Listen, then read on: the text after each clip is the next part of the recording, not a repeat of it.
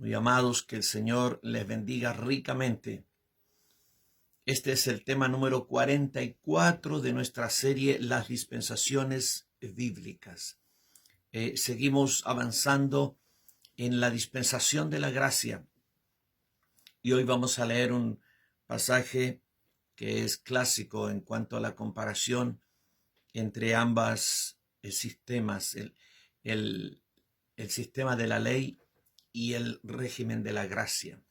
En el libro de Segunda de Corintios, capítulo 3, desde el versículo 5 en adelante, dice: no que seamos competentes por nosotros mismos para pensar algo como de nosotros mismos, sino que nuestra competencia proviene de Dios, el cual asimismo nos hizo ministros competentes de un nuevo pacto, no de la letra, sino del Espíritu.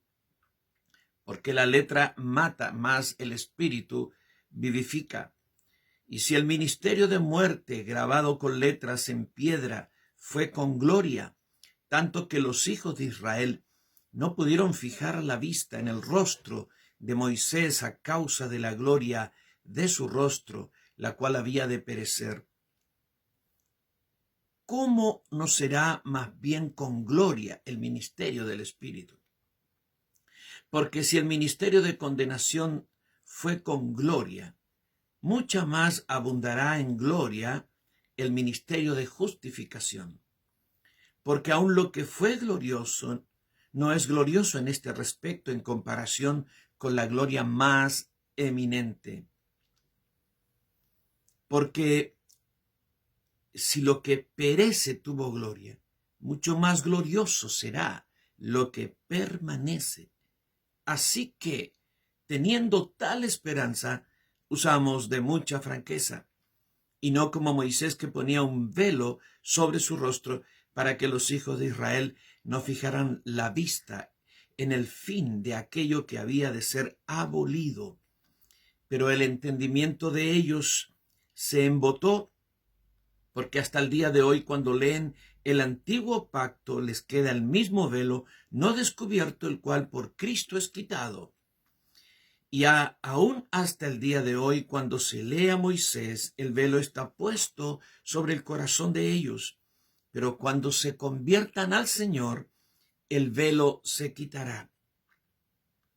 Porque el Señor es el Espíritu, y donde está el Espíritu del Señor, allí hay libertad. Por tanto, nosotros todos, mirando a cara descubierta como en un espejo la gloria del Señor, somos transformados de gloria en gloria en la misma imagen como por el Espíritu del Señor. El apóstol Pablo, al escribir este pasaje, está haciendo una tremenda comparación entre los dos pactos, el antiguo pacto y el nuevo pacto, la ley y la gracia. Y lo primero que comienza a decir en el versículo 6 dice: el cual nos hizo ministros competentes de un nuevo pacto, no de la letra, sino del Espíritu, porque la letra mata, mas el Espíritu vivifica. Tenemos que entender primeramente que la palabra ministro en todo el antiguo pacto se usó exclusivamente para los sacerdotes, para aquellos que ministraban a Dios por el pueblo o al pueblo en lugar de Dios. Esto es, los sacerdotes del Señor. Eran los únicos llamados ministros del santuario. Y cuando el apóstol Pablo nos dice que somos ministros competentes de un nuevo pacto, está hablando a los sacerdotes, a nosotros, sacerdotes del nuevo pacto. Así es que tenemos sacerdotes del antiguo pacto y sacerdotes del nuevo pacto.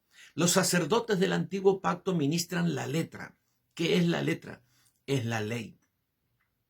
Es la ley que tiene un significado para el hombre que la recibe, tiene un significado práctico. Hay que hacer y no hay que hacer. Eso es toda la letra. Esto harás, esto no harás. En esto obedecerás, aquí te vas a detener, aquí vas a avanzar. Esto es lo que tienes que hacer, este es mi mandato, esta es mi prohibición. Si el hombre se mantenía dentro de eso, pues entonces el hombre recibía la bendición, la justificación, la vida agradable con Dios. Esa es la letra. La letra genera finalmente una religión. Los hombres de la ley hicieron una religión más entre todas las religiones que había en el mundo. Hoy día, en el mundo, el judaísmo es considerado una religión igual que el islamismo, igual que el cristianismo, igual que todas las otras religiones, ¿no es cierto? Entonces, ¿qué pasa? La letra solamente genera muerte. Dice la letra mata. ¿Por qué? Porque cuando tú tienes que cumplir y no puedes cumplir, porque el hombre no tiene poder para cumplir cabalmente toda la ley, entonces la ley le cae encima, lo mata. La letra mata, pero el espíritu vivifica. En el antiguo pacto el espíritu nunca estuvo dentro de los hombres, estuvo sobre los profetas, sobre los reyes y sobre los sacerdotes, pero el pueblo no tenía esa bendición. Pero bajo la gracia el espíritu ha venido adentro de nosotros. Entonces la comparación aquí es entre la letra y el espíritu. Nosotros ministramos desde nuestro espíritu, con nuestro espíritu. La ley ministra muerte, nuestro espíritu ministra vida, porque en nuestro espíritu está el Espíritu Santo de Dios. Esta es la primera comparación. Los sacerdotes del antiguo pacto ministraban muerte, los sacerdotes del nuevo pacto ministran vida, vida de Dios. El Espíritu vivifica, trae vida a la gente que recibe la ministración de los sacerdotes del nuevo pacto. Luego, el versículo 7 y 8 dice, y si el ministerio de muerte grabado con letras en piedra fue con gloria, tanto que los hijos de Israel no pudieron fijar la vista en el rostro de Moisés a causa de la gloria de su rostro, la cual había de perecer, ¿cuánto no será más bien con gloria el ministerio del Espíritu? Así es que aquí hay dos ministerios.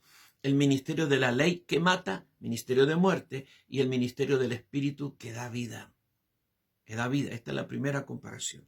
La segunda comparación, versículo 9. Porque si el ministerio de condenación fue con gloria, mucho más abundará en gloria el ministerio de justificación. El ministerio de la ley fue establecida para desnudar el pecado y para que el hombre pudiese ser juzgado por los pecados que cometía. Donde no hay ley, no hay pecado, pero cuando aparece la ley ya hay pecado. Por eso tenemos en todos nuestros países un sistema judicial, un sistema legislativo que está continuamente generando leyes. Las cosas que no están reguladas no pueden ser castigadas, pero una vez que se regula, se establece la regla y se establece el castigo. Entonces el sistema judicial puede ahora tomar al que rompió la ley y entonces castigarlo. Si en una esquina no había semáforo y tú pasabas como querías, pues bien, nadie te podía decir nada. Pero el día que ponen un semáforo, pusieron una ley. Y cuando tú pasas en rojo, tú eres digno de castigo. Ese es el propósito de la ley, desnudar el castigo. Pero el propósito del Espíritu es traer vida. El hombre no puede cumplir la ley. Con el Espíritu el hombre agrada a Dios. Con otra ley que no es la ley de Moisés, sino la ley de Dios escrita, no en piedras, sino en nuestros corazones y en nuestras mentes por el mismo Dios. Luego viene la siguiente comparación en el versículo 10 y 11, porque aún lo que fue glorioso no es glorioso en este respecto en comparación con la gloria más eminente, porque si lo que perece tuvo gloria, mucho más glorioso será lo que permanece. ¿Qué es lo que perece? La ley. La ley termina. La ley termina y terminará. Queda poco tiempo para que el sistema de la ley acabe para el pueblo judío. Para la iglesia nunca fue, porque la iglesia nunca ha estado bajo el sistema de la ley. Pero el pueblo judío, por 3.500 años hasta hoy, todavía está bajo la ley. Y terminará de estar bajo esta ley el día que el Señor descienda del cielo con su iglesia para reinar. Israel sea confrontado con el Señor y se conviertan al Señor. Pero por ahora, ¿no es cierto? Aquí tenemos un ministerio que perece y uno que permanece eternamente. La ley perecerá y terminará y nunca más funcionará y operará sobre los hombres, pero la gracia permanece eternamente. Luego, el versículo 13 hasta el 18 relata el hecho de que Moisés, cuando descendió del monte, se puso un velo. Y ese velo era para que no miraran la gloria que él traía en su rostro, porque la gente no podía mirarlo directamente a los ojos, a la cara, porque era tan brillante su rostro que la gente tenía que apartar el rostro del rostro de Moisés. Entonces él se puso un velo para poder hablar con la gente. Y el apóstol Pablo dice, cuando él se puso ese velo, se puso un velo sobre aquello que perece, sobre aquello que es caduco, que caducará. Los hombres no podían ver esa gloria, aunque estaba esa gloria, no la podían ver. Y ese velo hasta el día de hoy permanece en el corazón. Cada vez que leen la ley, el velo está en el corazón. No pueden ver la verdad, no pueden ver la revelación del Señor, porque hay un velo en el corazón y en la mente del pueblo judío. Por eso los judíos no se convierten al Señor, porque hay un velo espiritual negativo, evidentemente, que los tiene cegados para Cristo. Pero cuando Cristo descienda en su segunda venida en gloria, será quitado de ellos el velo y se van a convertir. El apóstol Pablo entonces aquí habla de ministrar con el velo o ministrar a cara descubierta. Nosotros ministramos a cara descubierta la presencia del Señor, ¿no es cierto? No tenemos que poner un velo para ocultar la gloria. Moisés sí lo hizo y por hacer aquello que parecía algo bueno, en realidad fue malo para el pueblo espiritualmente por todas estas generaciones. Pero la iglesia ministra a cara descubierta la gloria del Señor y se expone a cara descubierta delante de Dios y delante de los hombres, delante de Dios y delante de los hombres. Los hombres pueden mirar nuestra vida, nuestro rostro, y también Dios lo puede mirar. Y nosotros miramos al Señor a cara descubierta, la gloria del Señor. Ahora, el ministerio de la gracia